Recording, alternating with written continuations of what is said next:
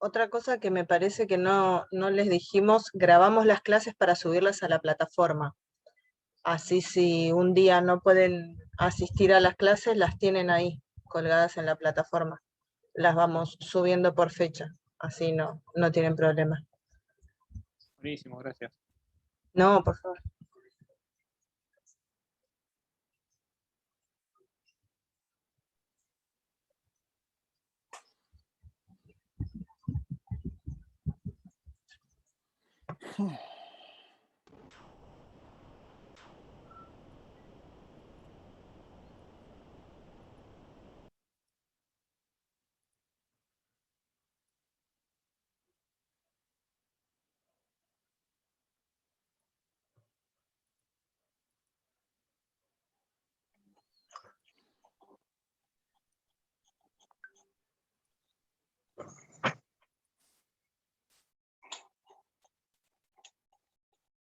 ¿Estamos bien?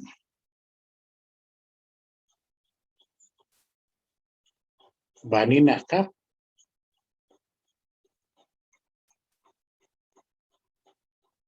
Vanina, Ni bolilla me da si te hago señas.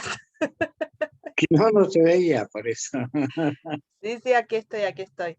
Ya Bueno, les conté que nos habíamos olvidado de decirles que grabamos las clases para subirlas a la plataforma, por si algún perfecto, día tienen que faltar. perfecto. Bueno, decía entonces bienestar es lograr alguna tasa de pobreza mucho más baja y una tasa de indigencia, yo puse ahí en mi libro del 2%, y en realidad tuve una conversación privada con Dios y me reprochó, ¿cómo podés escribir que tiene que haber gente que se muera de hambre en la zona del 2%? La verdad me convenció Dios que me equivoqué. Es decir, la indigencia tiene que ser 0%, porque indigente es aquel que no logra un ingreso para la subsistencia. Y en un país que produce 400 millones de dólares de alimentos, mejor dicho, produce para 400 millones de personas alimentos. No poder alimentar a 45 millones es realmente un pecado. Así que bueno, confieso, como dice el credo, confieso ante ustedes, hermanos, que me he equivocado mucho de palabra, acción, omisión, pensamiento. El pensamiento de haber puesto 2% es un error increíble de mi parte. Cuando allá en el 2007 dije que no podía superar un 2% la tasa de indigencia, en realidad tiene que ser 0%. Bueno, dicho esto, la macro se esfuerza en medir información. Por ejemplo, cuando decimos inflación, ¿qué es la inflación? Es una medición. Es decir, en función de una canasta, donde están este conjunto de productos, se toma cuánto valen en curso en promedio el mes pasado y cuánto valen este mes. Si ustedes quieren, se toma enero y febrero, se toma un valor la canasta en función de la ponderación que tiene cada producto, y la canasta en enero vale tanto, en febrero vale tanto más, y ahí salta la inflación. Por lo tanto, y todo esto son mediciones que hacemos. Decimos, ¿crece el producto o no crece? Bueno, primero definimos qué es el producto, que es un conjunto de bienes y servicios que se producen en un tiempo, y luego comparamos esa producción contra igual periodo del año anterior. Estamos hablando del cuarto trimestre, digamos, 2020, bueno, lo estaremos comparando con el cuarto 2019, y se sacan evaluaciones. Una evaluación central está igual, el producto bajó, creció, y en función de eso se adoptan medidas. Fíjense ustedes que llegamos a la conclusión de que la inflación en febrero de un 3,6, bueno, ¿qué hay que hacer? Hay que bajar. Y entonces, bueno, en función de eso se toman medidas al respecto. Y vamos a entrar ahora en un tema grueso, en un tema álgido, que tiene que ver con justamente la discusión de un tema central, que es el crecimiento. Yo diría quizá la madre de las batallas, ¿no? Ustedes dirán, ¿pero por qué? Porque los otros objetivos no tienen importancia. Usted habló de estabilidad, habló de crecimiento, habló de empleo, habló de bienestar. Y casi como por arte de magia se va, en esta primera parte de inicio, usted se va a dedicar a hablar de crecimiento. Y yo les diría que si la economía crece, si hay más bienes, es probable que los precios bajen, ¿no? Porque hay más oferta de bienes. ¿Cuándo suben los precios? Cuando hay una demanda, crece y la producción está estancada. Y esta sería una primera idea. Hay más gente que quiere comprar y menos oferta, o igual oferta de bienes, por lo tanto, esto produce inflación. ¿Cuándo les parece que hay más empleo? ¿Cuando la economía crece o cuando decrece? Bueno, profesor, qué pregunta absurda de su parte. Cuando la economía crece, se absorbe empleo, ¿eh? Hay menos desempleados con una economía que crece, seguro, ¿no? O casi seguro. ¿Cuándo hay más bienestar? ¿Cuándo habría menos pobreza? Si la economía crece, si hay pedidos de trabajo, si la gente que cuenta propista encuentra como correlato ese crecimiento económico, familias, sectores medios también que absorben ese trabajo cuentapropista, evidentemente esto va eliminando una parte sustantiva de la pobreza y la indigencia, desde luego. Entonces es muy importante que nos concentremos en el objetivo crecimiento, ¿no? Sin perder de vista que los otros restantes objetivos son tanto más importantes. Pero casi me atrevería a decir que si uno gana la batalla por el lado del crecimiento económico, empieza a ganar parciales batallas en los otros objetivos. Y el tema inicial con el que vamos a manejarnos, esto está en el libro de Moneda y Crecimiento, lo van a tener en el capítulo 2, insisto, el libro no editado, por problema de pandemia, pero en el capítulo 2 van a tener parte de esta discusión, y el tema es una cuestión dicotómica, ¿no? Entre el librecambismo y el proteccionismo.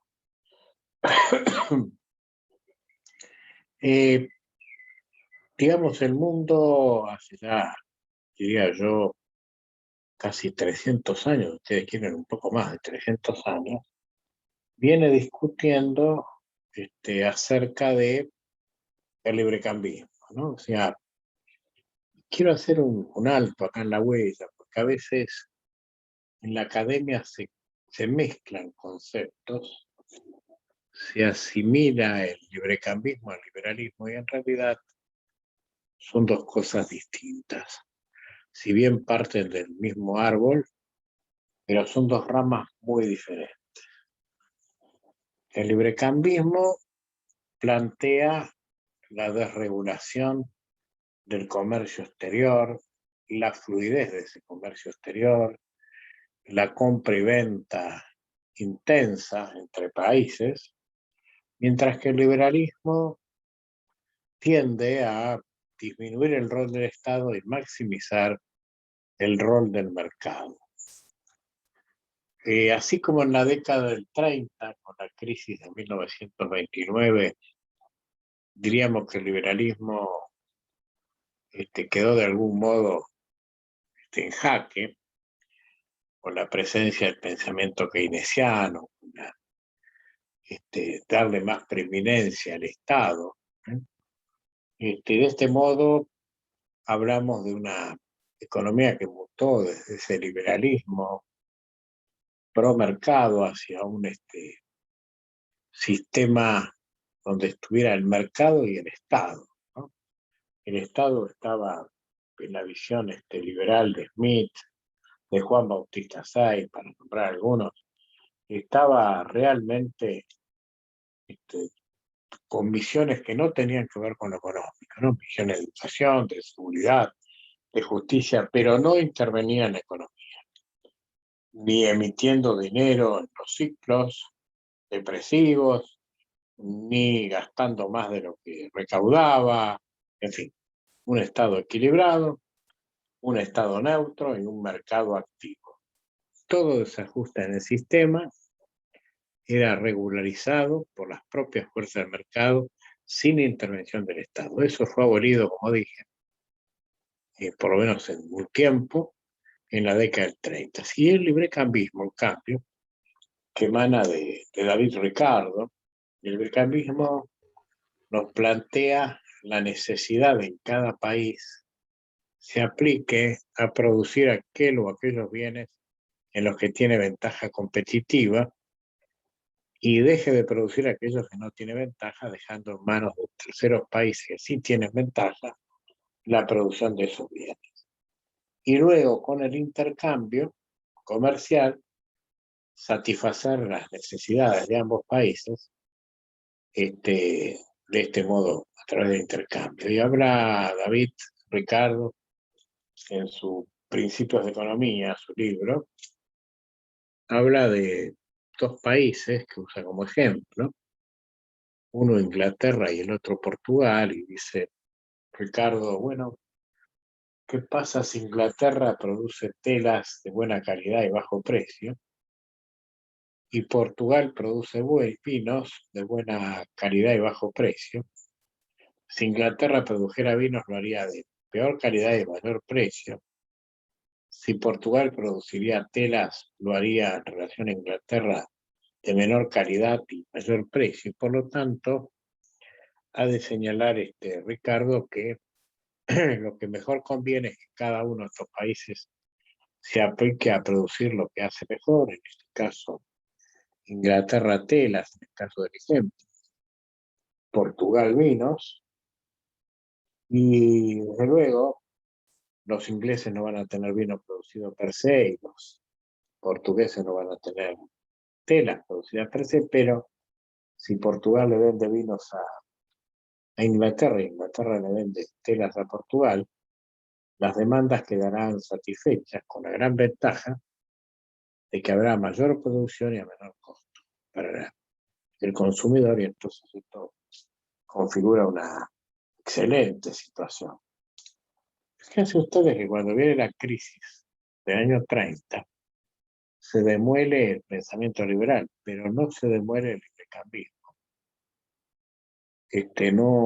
No queda lesionado ante esta situación el librecambismo. Nadie puso en tela de juicios el librecambismo, se mantuvo, y yo diría hasta nuestros días, ¿no? Es el día de hoy que se insiste con el librecambismo mucho más que con el liberalismo, sobre todo cada vez que se lo quiere reinstalar al liberalismo es como que el destino le juega una mala pasada, ¿no? Por ejemplo, en el 2008, con la crisis de 2008, el señor Bernanke, entonces presidente de la Reserva Federal, señor liberal, si los hay, aplicó una política keynesiana para que esa crisis que pintaba para ser muy dura no tuviera la intensidad que se avisoraba que iba a tener, y superó la situación. Y si ustedes piensan en la crisis 2020, típica crisis de oferta y demanda, diríamos una crisis no estudiada por el análisis económico en profundidad, una crisis pandémica, los estados salieron a gastar dinero por arriba de las posibilidades. Y esto no es liberalismo, ¿no? Estoy hablando de estados europeos, tres de Alemania, Estados Unidos. Ahora el señor Biden pidió al Congreso 1.900.000 millones de dólares para emitir, ¿no? Para por lo menos repartir hasta $1.400 por persona en Estados Unidos. Bueno, esto pone en jaque ese liberalismo tan adorado casi como un mantra en la Argentina, pero que el mundo va ofreciendo muy pocos casos de liberalismo crudo, ¿no? Mientras que el librecambismo se mantiene, y bueno, ha de decir Ricardo que si todo esto se aplica en profundidad, el Producto Mundial ha de crecer. En el ejemplo, Portugal, Inglaterra, dice, bueno, imaginemos que antes de hacer este reparto, Inglaterra produce vino y tela, Portugal televinos, y bueno, de repente, ¿qué pasa con el producto mundial? Tendríamos, suponiendo que los únicos dos países del mundo fueran Inglaterra y Portugal, sumando estos dos productos antes del reparto de las ventajas comparativas, imaginen ustedes que el producto da X. El global, el consolidado, el suma de Inglaterra más Portugal. Por arte de magia se pone en marcha el sistema librecambista y entonces ha de decir Ricardo que el producto mundial va a ser mayor que X en la división. Va a ser X más N, siendo N un porcentaje de X. Es decir, va a haber un crecimiento a nivel mundial. Bueno, este dogma no se discutió jamás.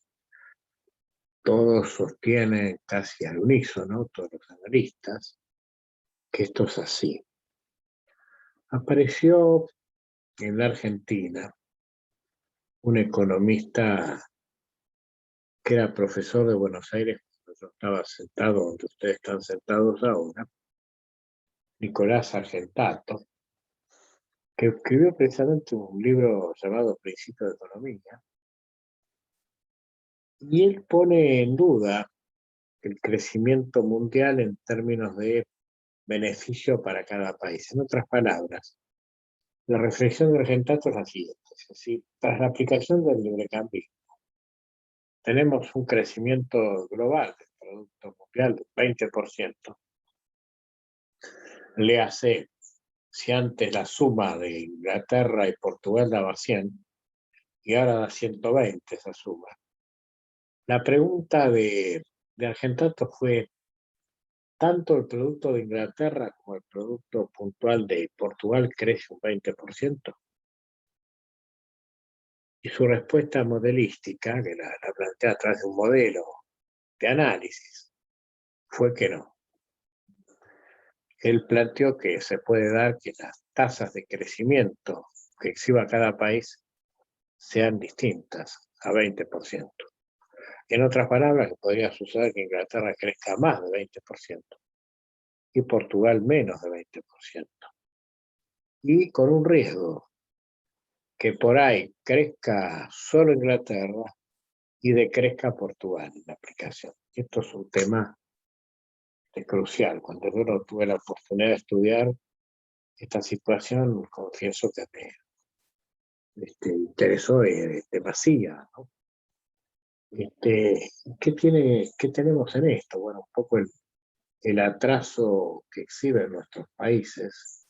Cuando digo nuestros países, los países que somos productores esencialmente de materias primas, me refiero a los países en desarrollo en general y en el caso puntual de los países de América Latina, ¿no? ¿Y qué dice el librecambismo en tiempos del pasado y hoy? Bueno, que nuestros países deben dedicarse a producir lo que les es más ventajoso, esto es materias primas. En el caso de Argentina, cereales y oleaginosas, carne de pronto, ganado. Y nada industria, ¿no? Poco y nada. Y este sería un poco el tema. Apareció por allí la CEPAL hablando a su tiempo del deterioro de los términos de intercambio, esto es, que a veces los productos primarios crecen muy por debajo en precios de los que crecen los bienes industrializados, que los países que están industrializados van teniendo unas tasas de crecimiento extraordinarias, fruto del avance tecnológico, de los cambios de productividad. que si bien estos cambios, estos avances también son extensivos a la parte agropecuaria, no es menos cierto que las tasas de evolución del mundo industrial son mucho más altas que las tasas de evolución del mundo agropecuario, ¿no? En este caso, lo que se llegaría a la conclusión es que tendríamos un retraso a perpetuidad, ¿no? El mundo en vía de desarrollo se convertiría en un mundo subdesarrollado, con muy poca posibilidad de que se cumpla esto en desarrollo, y que a la larga alcance el nivel de desarrollo que tienen los países industriales, ¿no? Esto sería una primera visión. Y en ese retraso, entonces estaría explicado un poco esa visión de Nicolás Argentato tan apocalíptica respecto de los dos mundos, ¿no? No sé si hasta ahí estoy siendo claro, si alguno quiere hacer algún comentario agregado.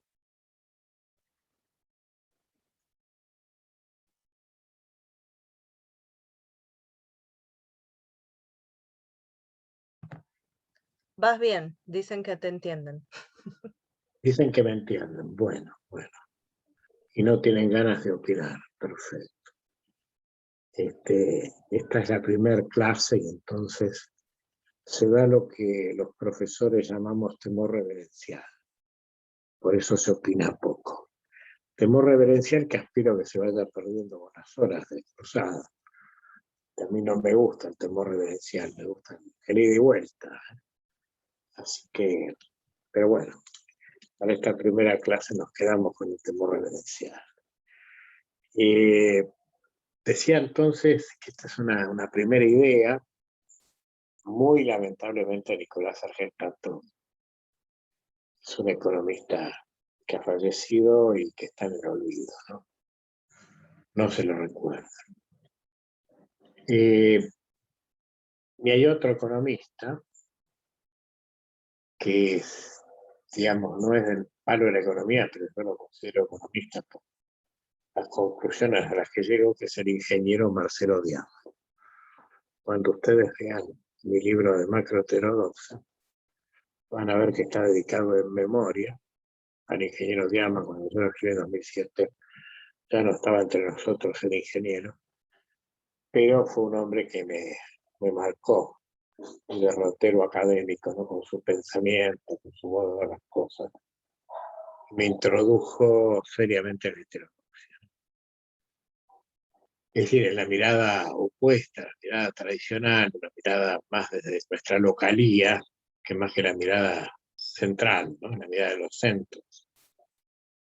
Y Diaman, digamos, lo más rico que yo le leí de las tantas cosas ricas que tuvo, está situado en la década del 90, ¿no? Cuando allá entre el 91 al 2000, la Argentina ensayó duramente un modelo librecampista, basándose en el cierre de aquellas industrias que fueran deficitarias, poco competitivas.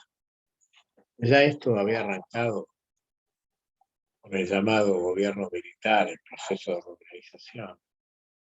Hay un spot de aquel tiempo publicitario donde una persona se sentaba en una silla argentina y se caía de cúbito dorsal. Luego se sentaba en una silla extranjera y la disfrutaba. Y encima la silla extranjera era la más barata. Entonces esto abogaba por una industria competitiva y si así no lo fuera, que cierre esa industria y se dé paso a la industria extranjera. Y eso es lo que se ve en la teoría económica como el beneficio del consumidor. El consumidor es una suerte de rey que tiene acceso a los mejores productos y a los precios más bajos. Y lo que planteó Diaman es si ese beneficio del consumidor elevado a la enésima potencia existe cuando en la desaparición de la industria local aparece, junto con esa desaparición, aparece el desempleo. ¿Qué de soberanía tiene el consumidor cuando es desempleado? Que ejerce, ¿no? Entonces ahí es un poco esta cuestión filosófica, que yo quiero traer un poco al análisis, pasa a ser una cuestión, diría yo, central, ¿no? Central ahí tenemos que situarnos. Y bueno, Diamant vio toda la irrupción de los 90, se paró ante esa irrupción. La irrupción decía industria ineficiente, industria que cierra. Abramos las aduanas para que entren todos aquellos bienes que tengan ventajas competitivas, y todo el modo ricardiano se ponía al 100%. Ya había habido una experiencia en el proceso de reorganización, pero se intensificaba en los 90. Diamant empezó a plantearse preguntas, y dos de las preguntas más atrapantes que le he leído son las que vengo hoy un poco a poner de manifiesto, ¿no? La primera pregunta de Diamant fue, si llegamos al límite de que, llegamos a la conclusión de que toda la industria es ineficiente, porque si la correlacionamos contra la industria extranjera, evidentemente nuestra industria exhibe rasgos de inferior calidad y precios más altos. Si toda esa industria desapareciera, ¿cómo hace el país para conseguir los dólares que se ahorra con esa industria? Y acá puso la iluminación sobre un tema que la mayoría de los análisis son fallidos. En general los análisis, casi del 100% que se hacen al respecto, por no decir el 100%, tienden a señalar que la industria no es eficiente porque, entre otras cosas, no exporta. De tal modo que es una industria que está ahí en el orden local y muchas veces favorecida, subsidiada en el orden local, pero que no exporta, por lo tanto no genera divisas. Bueno, primera cuestión, primera falsedad, hay industrias que sí exportan. Hay una parte de la industria que exporta y está omitida. Por ejemplo, en estos momentos la Argentina exporta tractores de muy buena calidad. Pero bueno, dejando de lado eso, la pregunta que se hace Diamant es, hablamos de la exportación como hecho que ingresa divisas, y esto es indubitable, pero si elimináramos la industria, todas aquellas demandas de hoy de la población, decía, se refería a la demanda de los 90, todos los bienes industrializados que la población demanda, y que esa demanda es provista por la industria local. Y vamos a nombrar algunos casos, alimentos fabricados, fideos, harina, todo lo que se les ocurra, conservas, aceites, bueno, todo lo que viene elaborado, ¿no? Arroz trabajado, bueno, ropa, medicamentos, todo lo que se les ocurra, que es fabricado en el orden local y que viene a satisfacer las demandas de los argentinos. Si eso desaparece, ¿cómo se abastece esa demanda? Importando productos extranjeros. Y entonces hay un gasto en divisas, ¿verdad? Lo que antes produciría el orden local, la industria, y ahorraba esas divisas, otra parte que dejaría de ahorrarse, y hay que echar mano a bolsillo y comprar en divisas lo que antes se producía en el orden local. Desde luego, si nos basamos que el sector vedette, el sector en auge sería el sector agrícola-ganadero, la pregunta que se hizo Diamant, insisto, pregunta que a mí me apasionó, que la quiero hoy compartir con todos ustedes, es: si desaparece la industria y hay que gastar en exceso comprando bienes industriales en el exterior que antes se producían en Argentina, ese gasto en divisas podrá ser atendido por ingresos extraordinarios de la parte agrícola ganadera. Su respuesta fue que no. Su respuesta fue que no. Por lo tanto, predijo que la Argentina, al tiempo que iba destruyendo su industria, entraba en una zona de gasto de divisas no compensado con ingresos en divisas. Por lo tanto, entraba en una zona de balanzas comerciales crónicamente negativas, esto es, compraba más al exterior de lo que vendía. Y eso la iba llevando al país a un nivel de endeudamiento, porque si uno gasta más de lo que produce, la salida es claramente endeudarse en algún punto. Y ese endeudamiento, de algún modo, hace tope, crisis, ¿no? Y dejó ahí el problema expuesto. Todo esto dentro del análisis intuitivo, ¿no? Un poco cumpliendo la primera visión aristotélica, ¿no? Cuando habló del tránsito del análisis intuitivo a la razón cuantificada. Estábamos pensando, intuyendo a través de diagramas, decía, bueno, se iba a producir un desajuste. ¿Qué es la razón cuantificada? Después, ver cómo cierra esa etapa, cuantificar y ver si se verifica o no esta creencia intuitiva, ¿no? Esta lógica intuitiva. Una segunda pregunta, muy atrapante también, fue si cerramos las industrias, un montón de operarios ocupados en la industria quedarán sin trabajo.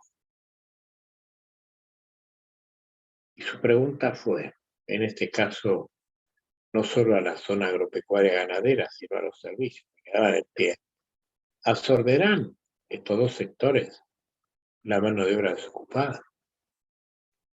La respuesta fue que no. Es decir, dejó como visión dos problemas. Una muy probable crisis externa, cuya causa eran las importaciones mayores que las exportaciones, y un enorme desempleo provocado por los cierres de las industrias no reducido en gran parte por la parte agropecuaria ganadera y los servicios. Y viene la prueba empírica, ¿no? Casi este cuentito de los 90, diríamos, tiene un epílogo. ¿Cuál es ese epílogo? El epílogo es la crisis 2001. Van a existir varios análisis alrededor de la crisis, pero ningún análisis puede perder de vista que la Argentina, al cierre de 2001, entró en default. Es decir, no pudo atender los pagos de la deuda, porque la deuda creció de manera brutal. Esto es compatible con lo que visualizó Diamos, ¿no? Una deuda que se hizo impagable y que se hizo necesario hacer un conjunto de ajustes en la economía para salir de la zona de default hacia la zona de performance, ¿no? De pago. Y otro tema que en la academia ha estudiado, yo diría nulo, porque no veo estudios a fondo de esto, es la tasa de desempleo. Yo les preguntara a ustedes cuándo se produjo la mayor tasa de desempleo del país, desde que el país registra esa tasa. Seguramente ustedes cogerían de hombros y dirían, no sé. Y yo no los culpo porque no están informados. Pero ese registro ocurrió en 2001. La tasa de desempleo fue del 21%. Perdón, 25%. La tasa más alta que se tenga recuerdo del país, de que hay registros, ¿no? Vale decir entonces que hicimos una crisis de dólares que provocó el default, e hicimos una crisis de empleo tremenda. Vale decir que estos dos pensamientos de Diamant, que fueron planteados de la lógica intuitiva, quedaron demostrados a través de la razón cuantificada, aristotélica. ¿No? La razón cuantificada, ¿por qué? La deuda no se pudo pagar, tramos de fondo, y el desempleo se hizo irrespirable. Entonces va a aparecer el mecanismo o la idea alternativa al librecambismo. Y esa alternativa es lo que llamamos el proteccionismo, ¿no? Que, un poco antagonizando con el librecambismo, va a plantear que hace falta que los estados, por lo menos en las fases iniciales, defiendan sus producciones, regulen ingresos de importaciones, con políticas arancelarias, con previsiones de importar, en fin, con cupos de importación, defendiendo las producciones locales. Y esto tiene dos basamentos, yo diría, utilizados desde el punto de vista de las experiencias internacionales exitosas, léase las experiencias del mundo desarrollado. En general, el mundo desarrollado creció con políticas proteccionistas en las fases de arranque.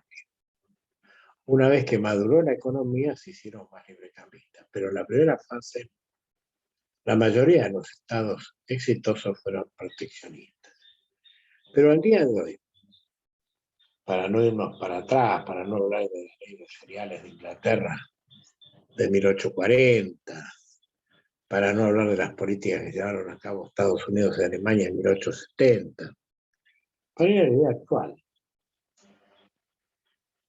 ¿Ustedes creen realmente que el mundo desarrollado es librecambista? No voy a hablar de Biden, y adviertan que digo Biden y no Biden porque estamos en Argentina. Digo, para que nadie diga, ya que mal lo pronuncia. No digo Biden. Por ahora no podemos hacer un análisis del señor Biden, pero sí del señor Trump. Y digo Trump y no Trump. Trump. El señor Trump, presidente que terminó su mandato este año, aplicó medidas proteccionistas en los Estados Unidos.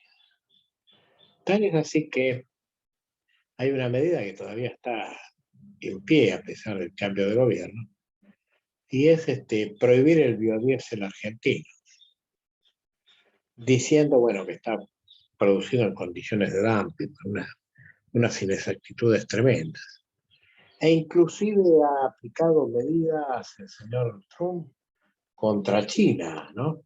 Y que a su vez China le aplicó medidas de retorsión, y esas medidas de retorsión, esas medidas de Trump, llevaron a que Europa también cierre.